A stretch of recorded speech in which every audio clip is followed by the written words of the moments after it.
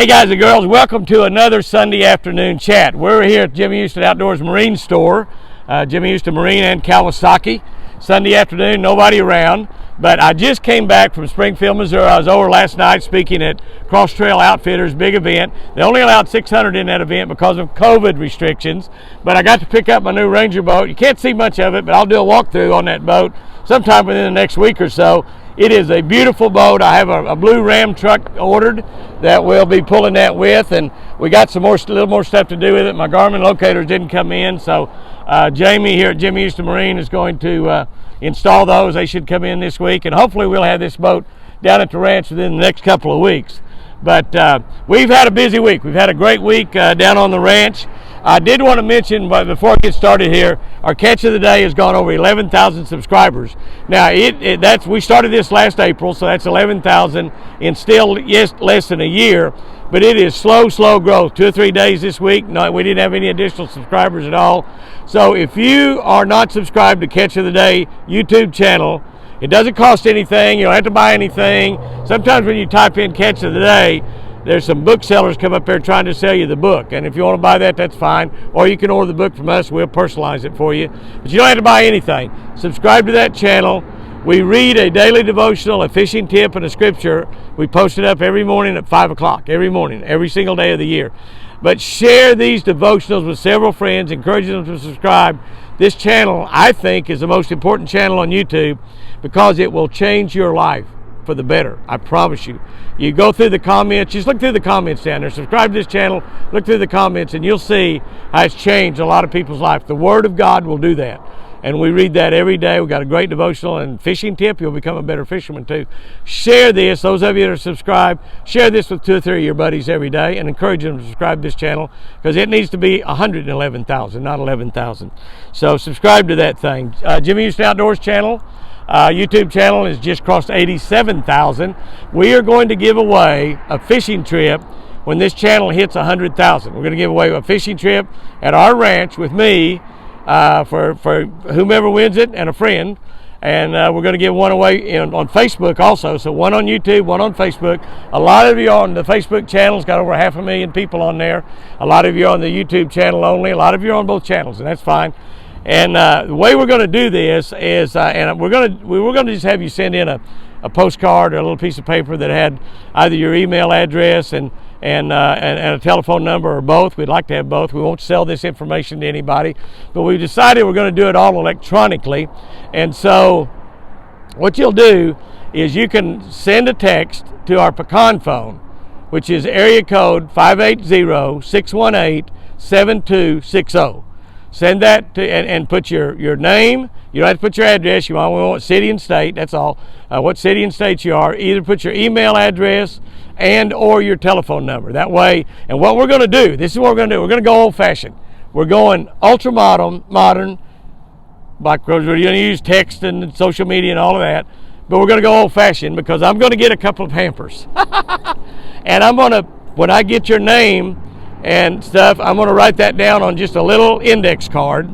Some of you are not old enough to know what an index card is probably, but an index card, I'm going to write your name, your city and state, your telephone number, your email. We're going to drop it in that hamper. I'm going to make 2 or 3 big hampers, and I'm going to make one for YouTube, one for Facebook, and we're going to allow you to enter once a week. And we're going to have a running contest that goes all year long. We're going to give away everything we give away. I'll probably start real quickly here as soon as we get some entries in and start giving away some lures, some t-shirts, some autographed books, whatever I can scrape up from all of our sponsors, whatever I can go out and find in my boat building that I want to give away. Probably give away even some rod and reels throughout the year. But we're going to, once you enter, you're going to be entered for all of 2021. So if we decide we're going to give away 5 t-shirts, we're going to go out there and get that hamper, and we'll pull out maybe 2 or 3 out of Facebook and 2 or 3 out of YouTube. You can enter in both Facebook and YouTube, and we're going to allow you to enter once a week. So you can enter one time a week. When we get that entry on that pecan phone, we'll make an index card and we'll drop it in that hamper. We'll fix a roller on it where we can roll it around. It might take us the next 30 days to get that built. I don't know. But then you'll be entered when YouTube channel, Jimmy Houston Outdoors YouTube, hits 100,000. We're going to draw one winner out of YouTube hamper, one out of the Facebook hamper. So if you enter in both, if you're on both of the channels, you'll have a chance to win both ways. So anyway, that's what we're going to do on that for the $100,000, and it's going to be a blast. I mean, you come and fish with me, promise you we'll have fun. We'll eat well, we'll play with the deer, we'll run around the ranch, and we will catch a lot of bass. I just drove back from Missouri where I picked up my new boat. I was over there last night at the Wonders of Wildlife Museum in Springfield, Johnny Morris's museum there that took us over 9 years to build. I've been working and helping him with it since day one in building that. It is the #1 tourist attraction in the state of Missouri, one of the top 10 tourist attractions in the world. If you're anywhere close to Springfield, Missouri, go through the Wonders of Wildlife Museum. We had a big event there last night for Cross Trails Outfitters. Cross Trail Outfitter is a youth camps for kids during the summer, the spring, and the fall. They have turkey camps, deer hunting camps, fishing camps, hog hunting camps, ram hunting camps, and it's all faith-based, Christian-based. Cross Trail Outfitters is in about 10 states. And we raised tens of thousands of dollars last night over there. I went over and spoke at that. It's faith-based. I gave my testimony and told about what God's doing in my life, and it was just an incredibly great event. We started at 6 o'clock in the evening, went to 11:30, got out of there with my boat finally about 1 o'clock, had my Ranger on display over there inside the event. So it was just a great event. We had a lot of fun. They spent this last year with Cross Trail Outfitters over 700 days outdoors with kids. 700 days. That's combined in the various camps they have around, because sometimes they're in 10 states and they got a lot of they do a lot in Missouri. I think it's the biggest state. That's where their headquarters. I wanted to mention also, Chris got her second COVID shot this last Wednesday through the Cherokee Nation. The Cherokee Nation are now down to where they're taking age 55 and above. 40% of the people in Oklahoma over 65 have had at least one shot. She had no repercussions from her second COVID shot. Her shoulder was a little sore the second day, and that's it. Didn't run a temperature, didn't have any bad feelings, didn't have a headache or anything. I get my second shot on this coming Wednesday, which is exactly 3 weeks. Both of us hit exactly 3 weeks. I got to drive all the way over to Durant, Oklahoma to get my shot at the Chickasaw Casino. I think it's in their event center building where we go over there and when Toby Keith is singing over there, we go over and visit Toby and listen to him put on a great concert.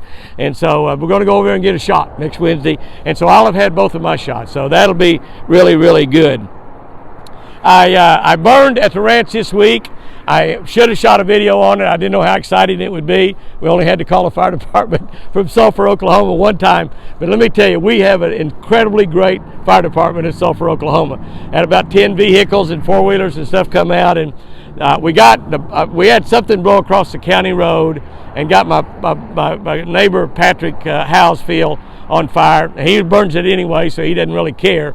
But we didn't want it to go all the way to Sulphur. You know, it's 10 miles of town, and the wind was blowing out of the south. And when we started, the humidity was like 53%. Perfect time for burning, almost no winds. By the way, it's cold as a booger out here right now. It's in the 20s. We're going to have 8 or 10 days where it doesn't get below 30, doesn't get above 30 degrees. It's going to be the coldest in the history of the state of Oklahoma since they've been keeping records. It goes back into the, you know, we formed the state in 1907. So it goes back over 100 years. We're going to have the coldest 8 or 10 day stretch ever in history. And my buddy Josh Jones called and told me, so why don't we do a couple television shows next week, Jimmy? He said, nobody's going to want to go fish with me because it's so cold. I said, what makes you think I want to go fishing in 20-degree weather? And I know we can't get Pat Turner out there, out of his office in Tulsa, out of our production office. We can't get that. But I got a little bit of video I shot around just after the burn was over. We should have shot a video on the burn, but you're so busy doing that. My buddy Jay Standifer from across the road and Alex came over and Apache, and there was 5 of us, and we burned probably 1,000 acres. We burned a lot, and like I said, we only had to call the fire department one time. It was a controlled burn, sort of controlled. It got out of control, or we would have had to call the fire department. But we called the fire department ahead of time and told them that be on alert, we may be calling you, and sure enough we did. So anyway, I might show you a little bit of, it's really pretty a night shot. as it was going up over the hill, and I went out as late as midnight checking, making sure it all went out. It rained during the night, about 3/10 of an inch. So, but I got a tree I got to show you. I shot a little 4-minute video on. So I'll throw another little video up maybe Tuesday if I get that put together. I want to end this week. This is going to be kind of short, and I'm freezing to death out here. I wanted to end this week and talk about things that might have been happening in your life that may not be perfect right now. I know that a lot of you are going through sicknesses and illnesses, and some of you are fighting COVID, and I've been there, done that now. And it wasn't fun. It wasn't good at all, but I lived through it. And but it was a tough 10 days or 14 days there. It really was. And I worked every day, and I slept a lot. It saps the energy out of you. But you're going through COVID. A lot of you are fighting cancer problems. A lot of you are having problems with jobs and stuff. But I just want to tell you that no matter what you're doing, no matter what circumstance you're in, you can still be beneficial to everybody around you. You can still be a light that shines for Jesus, a light that shines for God. And I was thinking about a man that wrote half of the Bible. As I was driving back from Springfield today over here to Lake Tenkiller to drop my Ranger off, so Jamie can put the lights on and put my Garmin locators on, put my hydrowave on. I just got Paul jumped into my mind. Paul wrote about half of the New Testament. Did you know Paul wrote most of those we call books of the Bible? They were letters. He wrote most of those while he was in prison. Now, some of you that's watching this today may be in prison. Most of you are not. I've never been in prison. I don't know a lot about prisons, but I've had friends that did prison ministries. There are a lot of Christians that are in prisons all over the United States. Even if you're in prison today, and if you're not, you certainly can do something for God. But even if you're in prison, there are great things you can do to serve the God that saved you. And if you're a Christian in prison, there's so much you can do in prison. Paul was a bad guy. He killed and persecuted the early followers of Jesus Christ. And that's what he was out doing. And Jesus met him on a road and blinded him. And his name was Saul at that time. And he said, Saul, I got a job that you can do for me. And he said, Who are you? I can't see, I'm blind. Who are you? He said, I'm Jesus. Why are you persecuting me? And he changed his name to Paul, and he became the greatest evangelist in the history of the world, other than Jesus Christ himself. And yet, he got thrown in prison more than once, but even in prison, he kept doing what God called him to do. He wrote letters. He wrote them to the Ephesians. He wrote them to the Galatians. He wrote them to the Romans. He wrote them to the Corinthians. And those books became about half of the New Testament. I mean, some of the greatest Bible writings of Jesus Christ himself talking through Paul while Paul was locked up in prison. He could have been there every day having a pity party. I can't believe this. I've worked for God since he met me on that road and blinded me and then gave me back my eyesight. And here I am stuck in prison. Paul didn't do that. If you're in prison, you can still be used for the glorification of Jesus Christ. And if you're not, oh my gosh, it doesn't matter what circumstance you're in. It doesn't matter if things are going wrong at your job or you don't even have a job. It don't matter if you're sick. It don't matter what. You can let your light shine for Jesus. And that's what I'm saying. I got so fired up because I got to talk there about what God's doing in my life. And I had a lot of church deals canceled last year, church speaking appearances because of the COVID. And so it's the first time I've got to speak since I was in Pensacola back a few months ago. And it just fired me up. It just fired me up. So I'm saying, get on fire for the God that died on the cross when his love ran red and made your sins white as snow.